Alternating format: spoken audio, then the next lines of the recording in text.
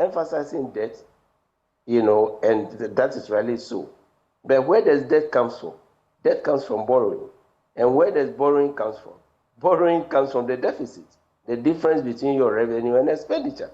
And therefore, we do not have time to go into that. But we must take, the reforms in strengthening our revenue handles seriously. The number of taxes are just too many, we know already, and that has been discussed. So until we are able to reduce our deficit, if you look at the IMF program, it talks about ITAS. What is ITAS? ITAS is the domestic, the automation or digitalization, if I may use that word, of the domestic tax regime, which was to complement, single window, if you remember, West Blue, or now ICOMS. Right. For 7 years, it wasn't done. Now it has become a conditionality. This was going to be phase 2 of the ICOMS, so that you can interface the domestic tax system, with the external, and then make it, more efficient. Expenditure. We have not mentioned expenditure rationalization, reduction. Sometimes there has never been an IMF program among the 17 that we have not tackled expenditure. Here we are keeping expenditure, where the minister has said that they will hold the line. Hold the line on what? Hold the line on an expenditure level that is already high, and this may be the only IMF program where expenditure has not been taken quite seriously. As a result of this, and who is to blame for that? Who is to blame for that? The IMF or our own, end of things? We have to blame ourselves, because what are we talking about? We're talking basically about gift miss, which today is there, accounts payable.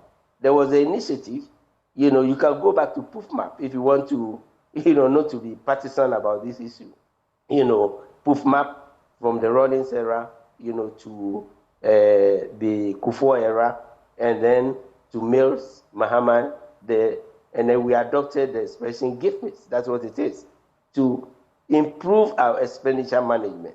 Today, again, after 7 years, it is another conditionality which we must meet. Right. Why couldn't we do these things for ourselves?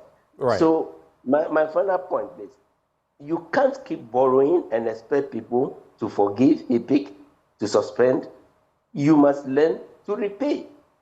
And that is why, under the homegrown, we brought a sinking fund, right? Again, it is as decimated as a stabilization fund. Today we would have gone into the stabilization fund to stabilize or to hold the budget deficit, which is the one that causes borrowing and debt, right, on account of the global crisis that we are talking about. You see, we are facing another global crisis. And I've been saying that you will not run an economy continuously for 3 years without one crisis or the rest, the flooding, right, and all those things.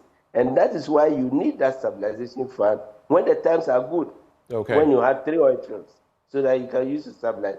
So in short, we need our own short-term measures, but we need to deepen our structural, measures such as the one.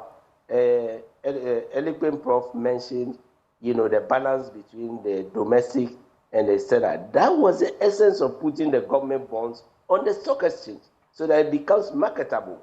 Yes, we were balancing it. It was very new, but it became the largest fixed income market of the stock exchange. What have we done with it? We stopped the payments. We ran it down. And those who would patronize that domestic market, pension funds and the rest, today they've been hurt, households. Right. How do you require another rebuilding of confidence? That was the essence of putting the government bonds on the market so that we can grow the domestic debt market. That's the simple explanation for that exercise, which itself has been vanquished.